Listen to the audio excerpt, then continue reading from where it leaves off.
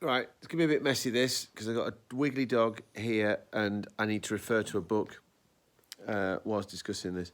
So listen, I do occasionally look back on the videos that I've made just to refresh my memory of what I've said, so I try not to repeat myself.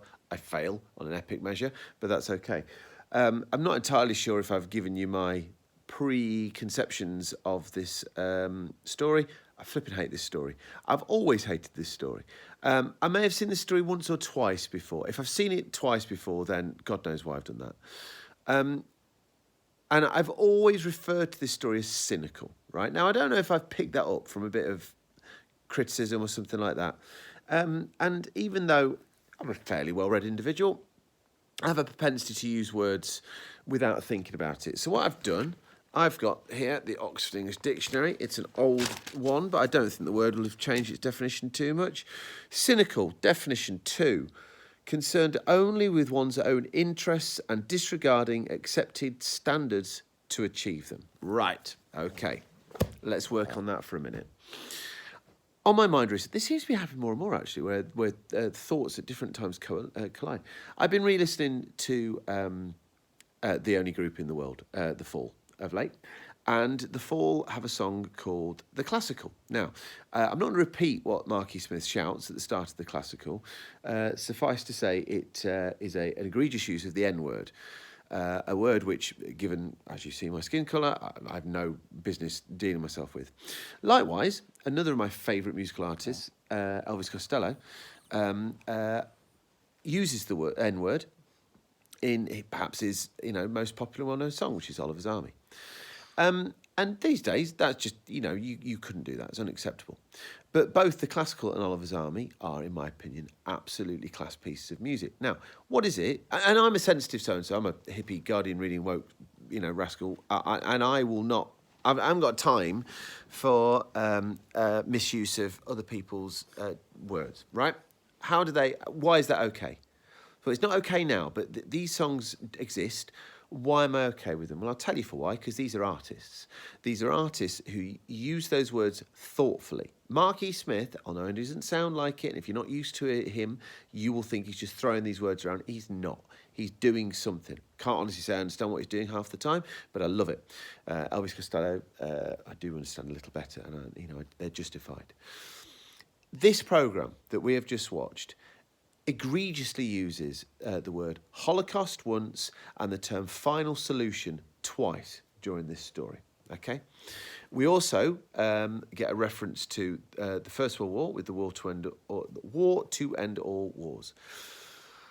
Johnny Byrne or Eric Soward have ramped this story up to a massive extent, okay?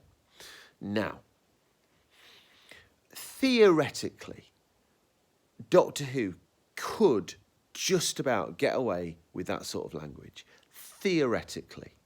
But in order to do it, it has to be utterly, utterly top-notch Doctor Who. It has got to be Doctor Who of the highest calibre. Because anything other than Doctor Who of the highest calibre is essentially a Saturday, as it was now, I think, or a tea time family television show pissing about with stuff it has no right to be messing about with, okay?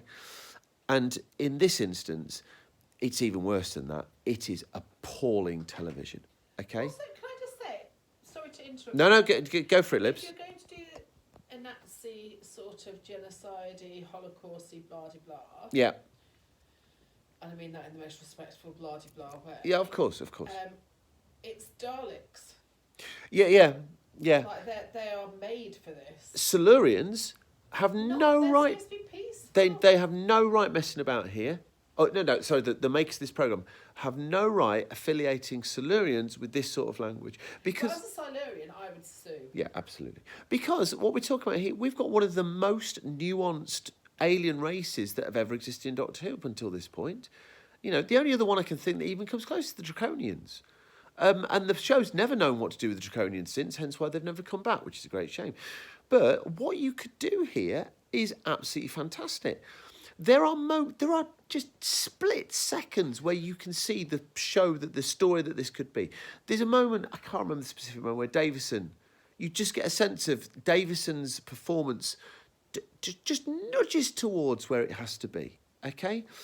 The rest of the time, you've got this absolutely abhorrent, and I mean that, this abhorrent story of the worst of humanity and reptile kind just throwing this away. And it's horrid.